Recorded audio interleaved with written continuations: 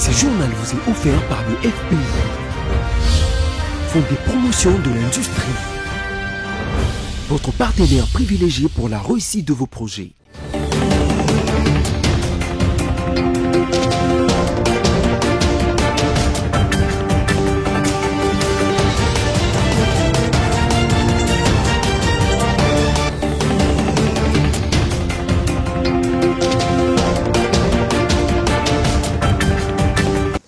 Un nouveau journal sur votre chaîne BC Télévision. Mesdames, Messieurs, bonsoir. Tout de suite, les sommaires.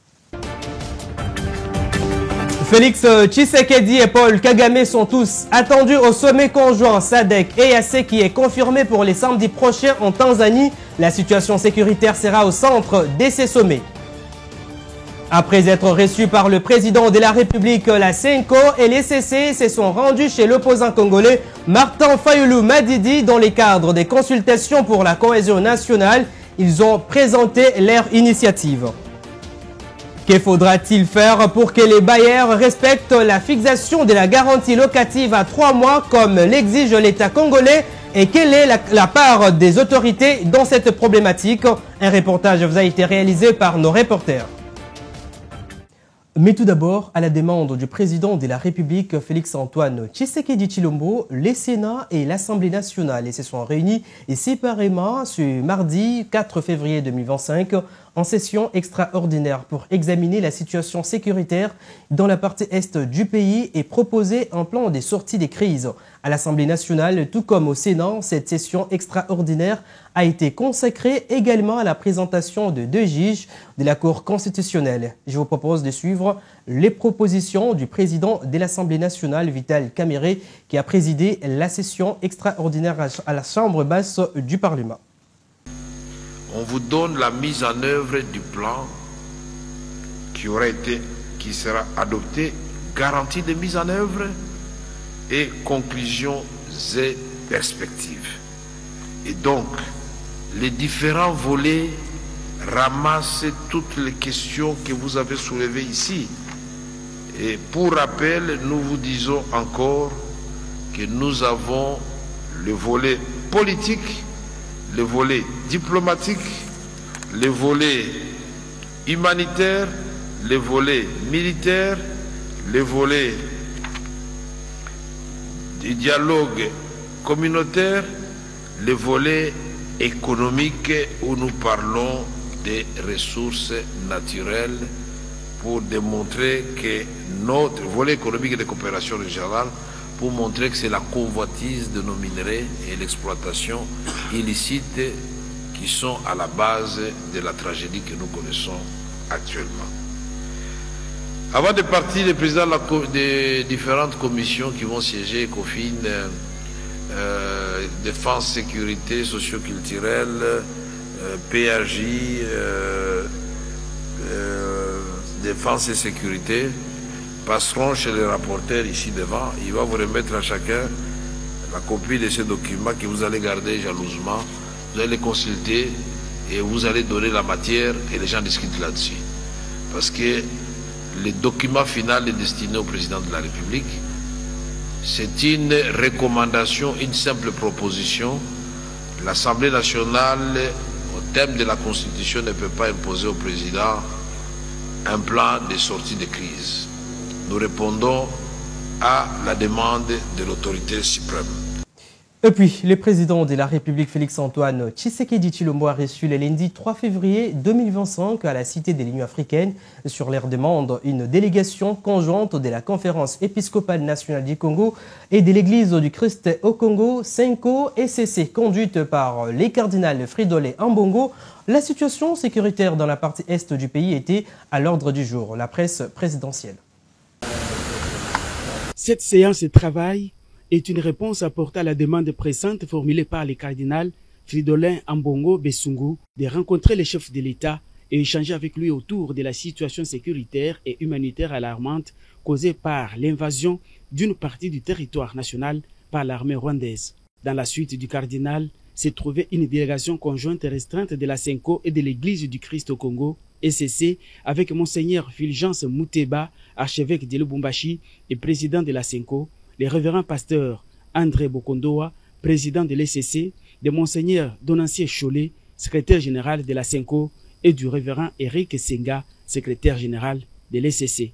Les chefs religieux de l'Église catholique et de l'Église protestante ont présenté et remis au chef de l'État un projet de sortie de crise. Nous avons pris l'initiative, ce n'est pas lui qui nous a demandé de faire ce projet. Les deux églises ont pris l'initiative de concevoir ce projet et aujourd'hui nous sommes venus le lui présenter. Il a reçu ça avec beaucoup d'attention, il a admiré, il a beaucoup apprécié. Les églises ont estimé qu'à cette étape des événements, il était beaucoup plus important d'amener une proposition concrète susceptible de créer un consensus national. Et ce que nous avons aimé, c'est que le chef de l'État est revenu sur deux mots-clés. Le premier, ce qu'il dit, il nous faut la cohésion nationale. Et le deuxième mot-clé, il nous faut la compréhension commune sur le défi qui pèse non seulement sur la personne de Félix Tshisekedi, mais sur le destin de notre pays. Interrogé sur les silences des princes de l'Église sur l'agression, les prélats se défendent d'être dans une posture de rapprochement des partis. Le cardinal a tout de même lancé un message de compassion à l'endroit de la population de Goma. Les chefs religieux des églises catholiques et protestantes affirment avoir été motivés par les discours du chef de l'État à la nation lancés sur la cohésion nationale.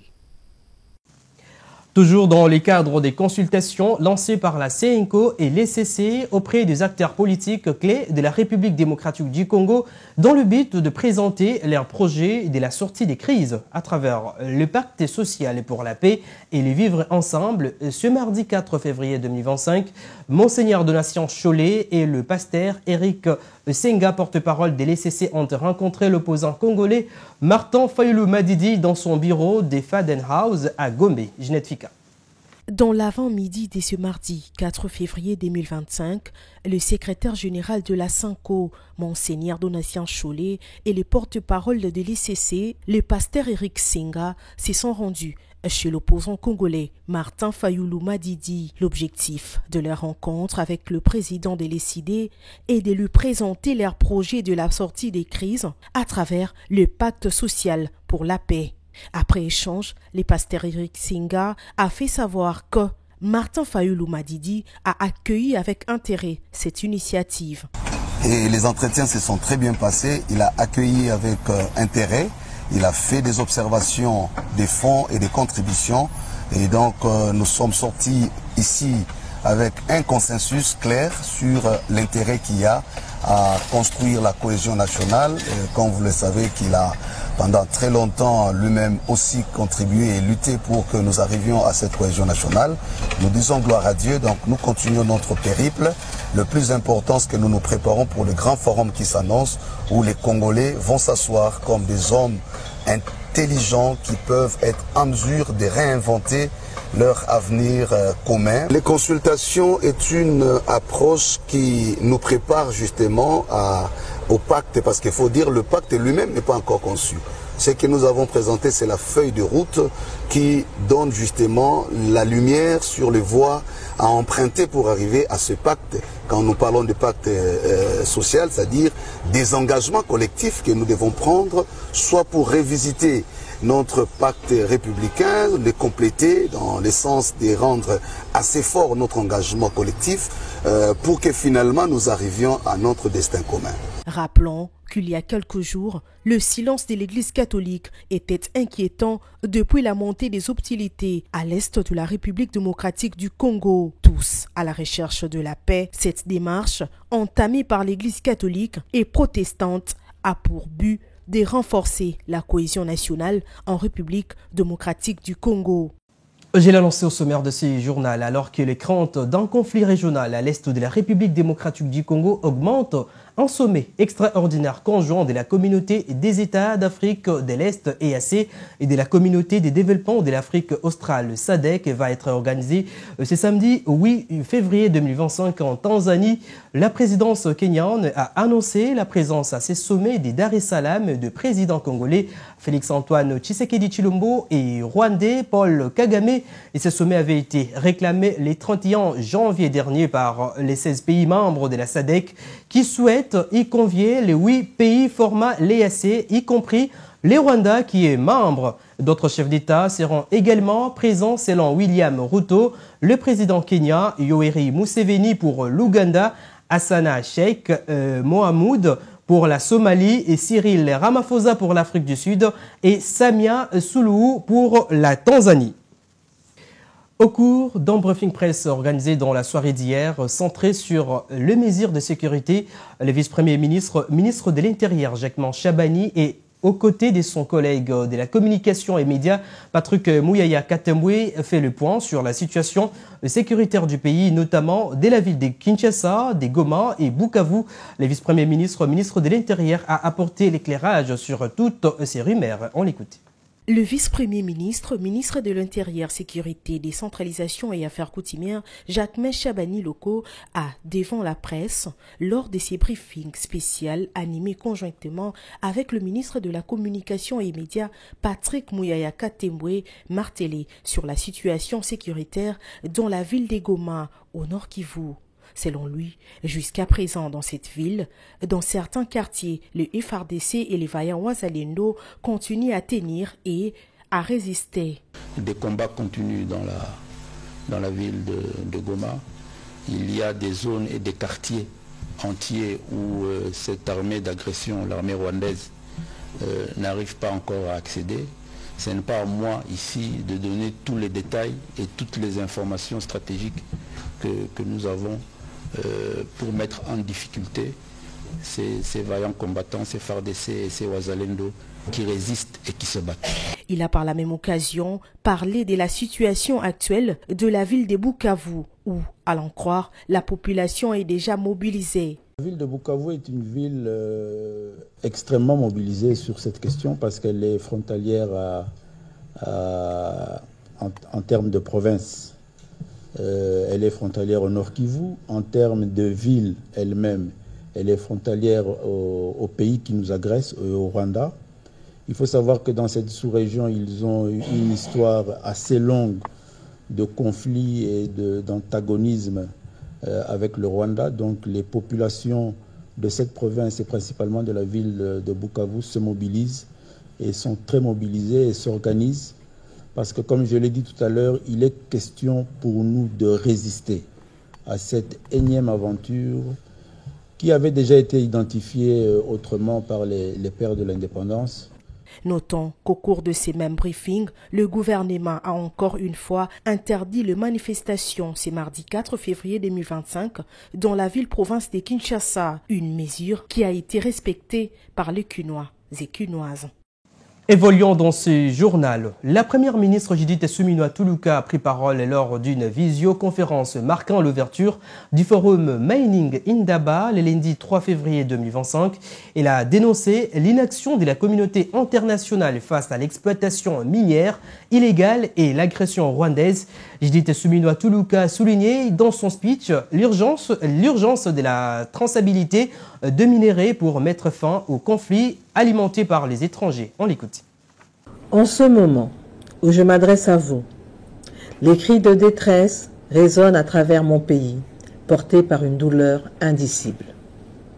La République démocratique du Congo, notre patrie, est de nouveau frappée par une guerre inhumaine et lâche, orchestrée par la barbarie du régime rwandais actuel. Cette guerre, alimentée par des intérêts étrangers, a dévasté des milliers de victimes innocentes, laissant derrière elles une traînée de souffrance et de désespoir parmi nos populations. Cette 31e édition du Forum Indaba Mining se tient dans un contexte particulier pour mon pays, dans la mesure où elle démontre la pertinence de l'engagement pris par son Excellence, M. Félix-Antoine Tshisekedi Tshilombo, président de la République, chef de l'État, à rechercher la paix dans la sous-région des Grands Lacs.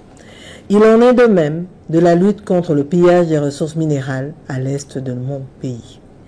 En lien avec l'objectif de ces assises, il est essentiel de souligner que la République démocratique du Congo, grâce à sa position géographique privilégiée au cœur de l'Afrique et à ses ressources naturelles uniques, occupe une place géostratégique qui incarne une véritable espérance pour la planète entière. Non seulement cette position est cruciale pour la transition énergétique mondiale, mais elle est également déterminante pour la protection de l'environnement. Le pays aspire ainsi légitimement à contribuer à une transition énergétique juste, en s'appuyant sur ses abondantes ressources en minerais stratégiques. Et suite à la guerre dans la partie est de la République démocratique du Congo, le manque de médicaments essentiels s'observe à Minova, a alerté ce mardi 4 février 2025 l'Organisation mondiale de la santé, qui a précisé également que l'accès humanitaire est complètement coupé dans ce coin du pays. Suivez. Les hôpitaux souffrent des pénuries de matériel. Les familles pleurent, leurs morts et d'autres sont toujours à la recherche de leurs proches. La progression des rebelles M23 vers le sud Kivu a de nombreuses conséquences sur les activités humanitaires dans la région. L'Organisation mondiale de la santé, l'OMS, alerte sur le manque de médicaments essentiels à Minova depuis plusieurs jours à la suite de l'occupation de cette cité par les rebelles du M23. Les interventions humanitaires deviennent également difficiles en raison des combats. Dans ces contextes, les défis des protections, notamment les attaques contre les civils, la violence sexuelle et les violations des droits humains ont atteint des niveaux alarmants, alerte également l'Organisation mondiale de la santé, alerte également l'Organisation des Nations unies. Les combats qui ont débuté dans les territoires des Massissi au nord Kivu se sont étendus à Kalehe au sud Kivu depuis le 18 janvier dernier, notamment dans les localités de Kalungu, Lumbishi, Numbi, Chambombo, Chebumba et Shanji, dans les territoires des Kalehe. Notons que, depuis l'assaut du M23 sur Goma, les combats ont fait plus de 700 morts. Les organisations non gouvernementales humanitaires demandent aux groupes armés de laisser passer l'aide pour certains déplacés. Et pendant ces temps, 8 personnes assassins du journaliste Patrick Adonis Numbi à Lubumbashi dans les Hauts-Katanga ont été condamnées à la peine de mort par les tribunaux des grandes instances. Le verdict a été rendu à la suite d'un processus en flagrance. Les accusés ont été reconnus coupables de plusieurs infractions, notamment assassinat, association de malfaiteurs, consommation de stupéfiants, coups et blessures volontaires, vol à main armée et extorsion.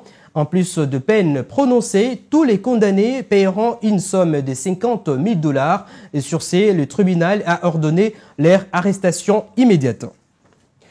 J'ai également aussi au sommaire de ce journal la question sur le respect de la garantie locative de 3 mois telle qu'est fixée par l'État congolais demeure un sérieux problème entre le bailleur et les locataires. Les Kinois se posent plusieurs questions, notamment qu'est-ce qui fait que le bailleur ne soit pas en mesure de respecter cette loi? Nos reporters se sont rendus sur terrain cet avant-midi pour recueillir les avis de quelques locataires. Pour en savoir un peu plus, suivez ces reportages de Patricia Bomolo et Généreuse Essengo. Selon la loi numéro 15/025 du 31 décembre 2015 qui stipule que la garantie locative ne doit pas aller au-delà d'une somme équivalente à 3 mois de loyer pour les maisons d'habitation et 6 mois pour les maisons commerciales ou socioculturelles et ne peut en aucun cas être réajustée, chose qui n'est pas respectée par les bailleurs qui perçoivent plus que ça et vont même jusqu'à demander 10 mois de garantie locative. Pour un citoyen rencontré sur terrain, il pense que l'État ne doit pas seulement s'arrêter à fixer des règles, mais le suivi est plus important.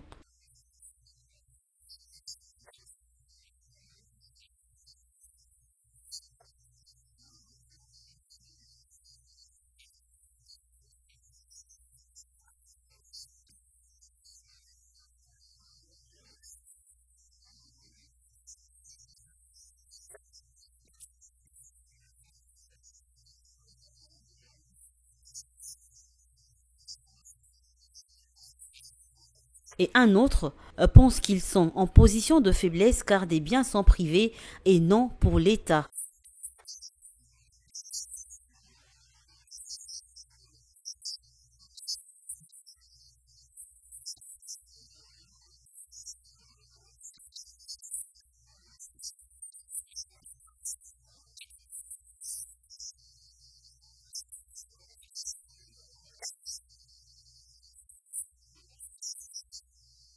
Dans tout ça, Le gouvernement, encore mieux, le ministère de l'Urbanisme et Habitat, devra collaborer avec le bureau de quartier ou les maisons communales pour suivre à la lettre l'application de lois de l'État par les concernés.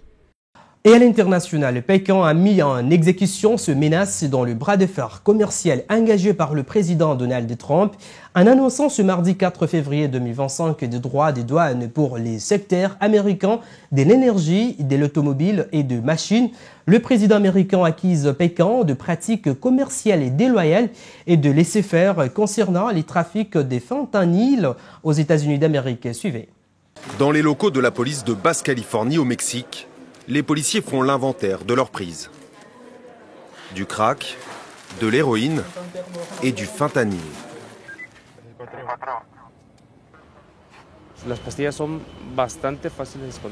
Le fentanyl est très facile à cacher. Parfois, on se rend compte que la moquette a été modifiée. C'est parce que les trafiquants en ont caché en dessous ou qu'ils mettent des doubles fonds sous les sièges.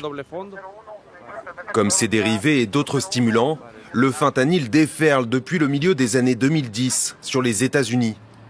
Première cause de décès chez les Américains de 18 à 45 ans, le fentanyl y a causé la mort de plus de 70 000 personnes par overdose en 2023. Plusieurs pays exportateurs sont aujourd'hui dans le viseur de Donald Trump, le Mexique et ses puissants cartels, le Canada exportateur de moindre importance et la Chine.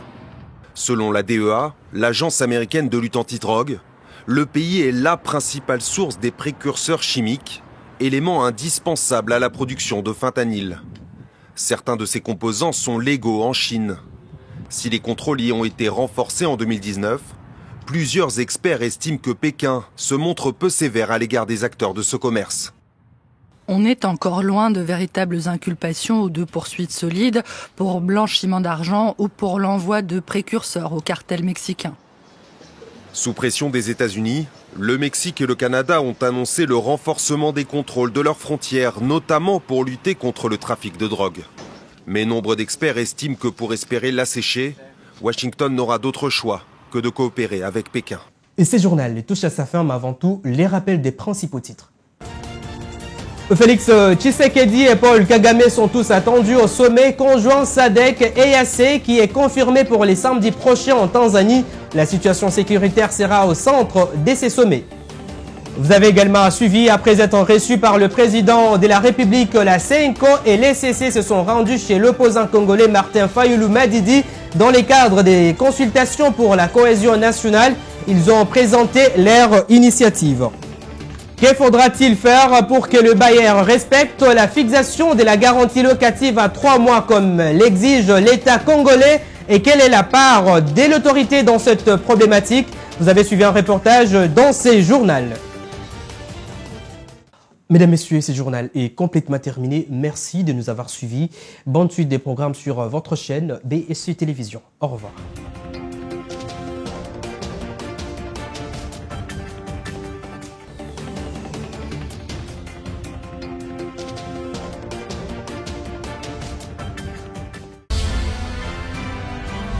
Ce journal vous a été offert par le FPI, Fonds des promotions de l'industrie, votre partenaire privilégié pour la réussite de vos projets.